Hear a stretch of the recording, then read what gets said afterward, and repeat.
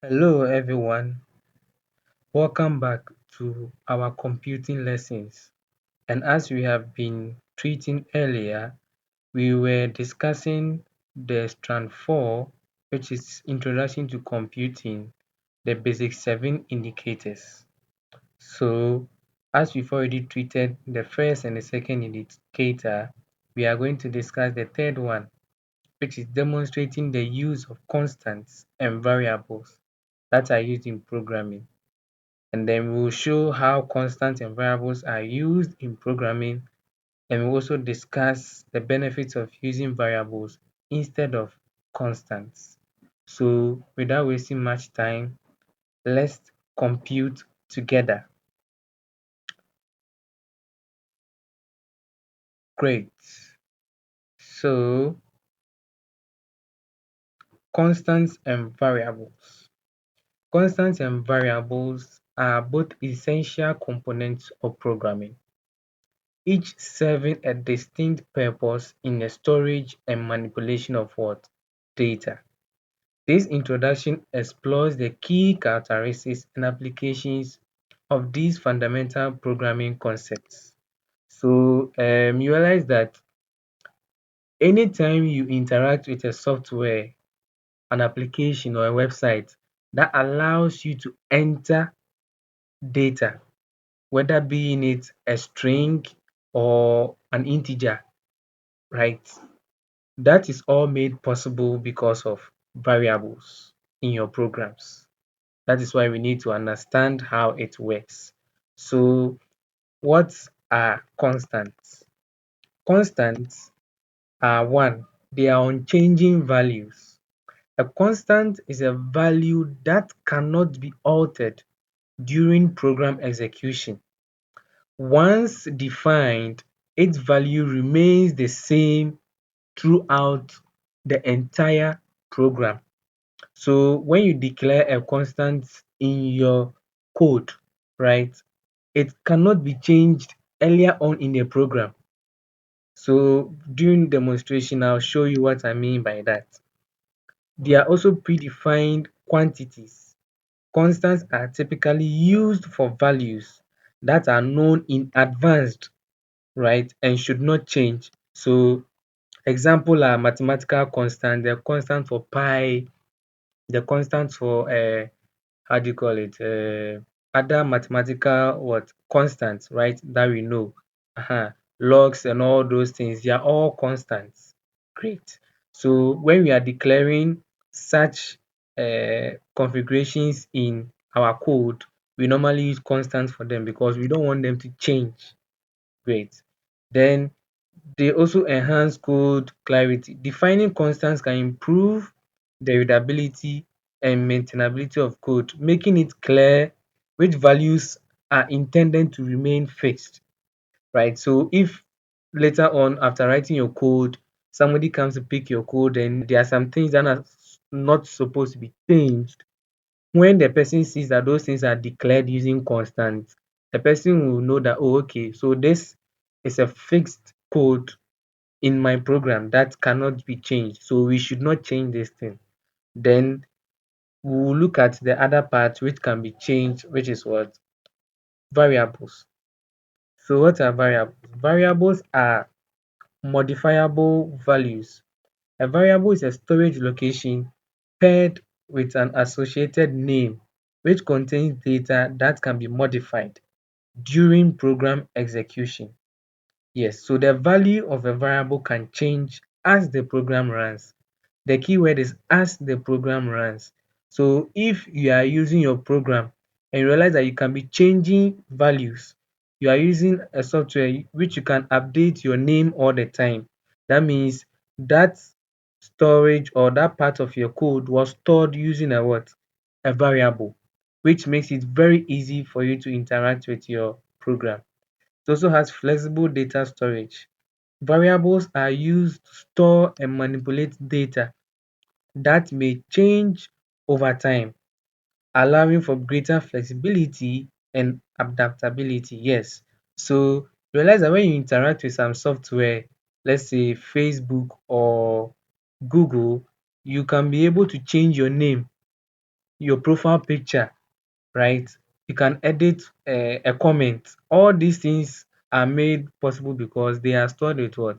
Variables. So it makes your code very flexible for users to use. Imagine creating an account on Facebook and they're telling you that you can't change your name again. It makes it some way. So if when you were a kid you were using those nicknames like Flexi and the rest, then now you are grown and you want to change your real name and they tell you that no, you can't change your name again, which is a very bad way of using codes. So all these ones are rather changed or done using what? Variables, so that anytime you have a change of mind, you can quickly go and what? Update them because they were stored using what? Variables. So variables can also store data entered by users, enabling programs to be interactive and responsive to user input. Yes. So when you are creating an account, you realize that it asks you to enter your name. Your name is stored in a variable because in a program, it's supposed to be changed later on. That's why we use variables for those ones. So I think by just this simple analogy, you should get the difference between constants and variables. All right, so let's demonstrate what we have just discussed under constants and then variables. I think it will help us understand what we want to do more. Great. So let's quickly go on to our JavaScript compiler. Yes. And let's use the pi that we were using in the previous lesson for easy understanding. So constant pi for pi will be 3.142. Great. Then let's declare a variable radius to be 3. That's our radius. Great. So let's output this code. Console.log the new sorry the area of the circle is, then we concatenate the pi times radius, that is pi r square, right? Pi times radius times radius. Great, so let's get our answer. When we run this code, what are we getting? Great, so when we run this code, we are getting 28.287. Now let's see the beauty of changing variables. So if I declare a new radius, right? So radius is equal to 2 in the program. Let me copy this and paste it. Okay. So the area of the new circle, let's use that, the area of the new circle to show the difference. Let's run it and see. Great. You realize that the code ran from the top to the bottom as I said earlier in our previous lessons. So it picked this variable for this one and it outputs the answer based on the 3 here. Then we run the same code, but here we change the radius to 2 to output this code, and then we had what? 12.56. We can do that again.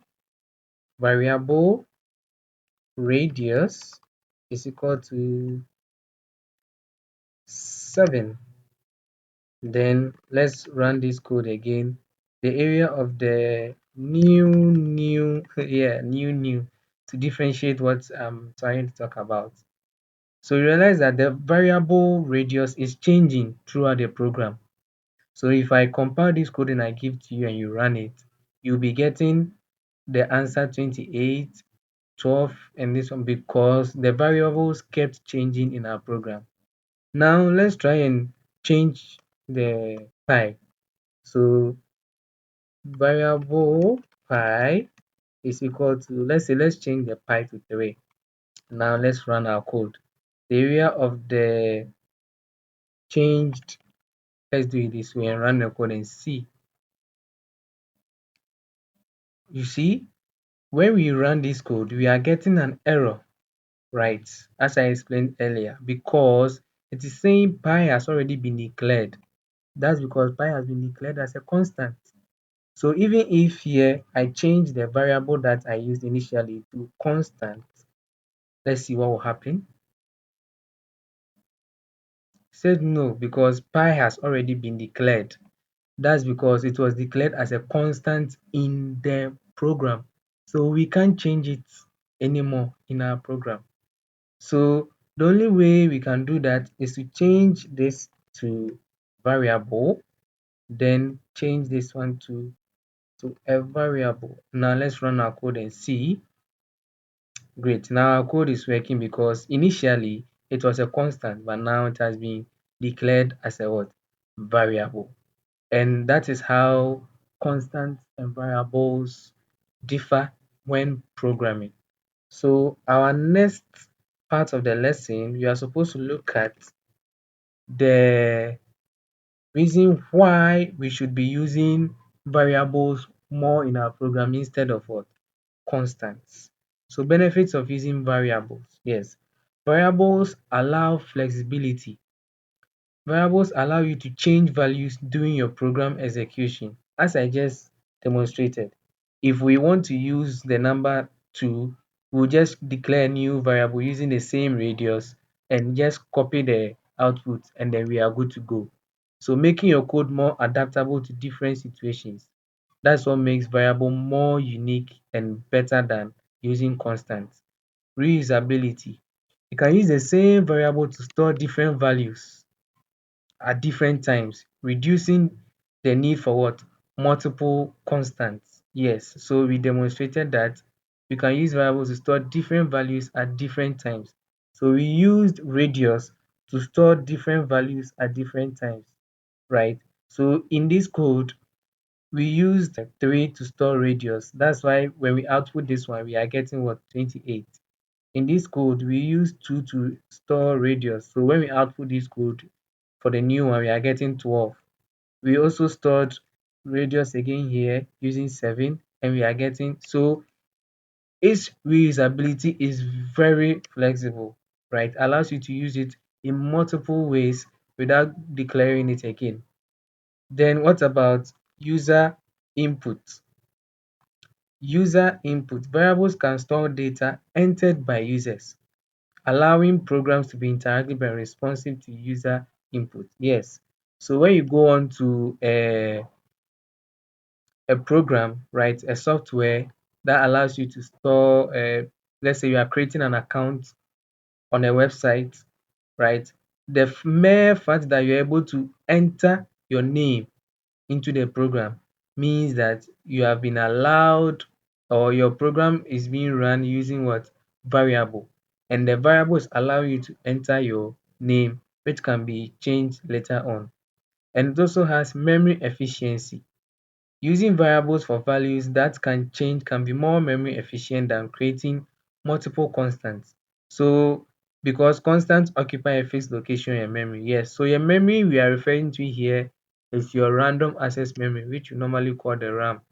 In programs like, let's say, PowerPoint that we are just using here, when you run the program on your PC, realize that it's running on your RAM. So if part of the code was done using a constant, it's fixed. It cannot be changed unless you close the application. So when you are running your program, realize that it is, regardless of the program you are using, your RAM is occupied because the application is not closed. That's because part of the program was programmed using what? Constants, right? But when we talk about variables, variables, when you are not using your program, it doesn't use your memory. Unless when you are using the program before variables are coming to the picture. Great. So that is how variables also help to make coding and then your memory very efficient. All right, so that ends our lesson for today. We have been able to cover all the indicators under Basic 7, Strand 4, which is what? Introduction to Computing. See you on our next lesson. Bye bye.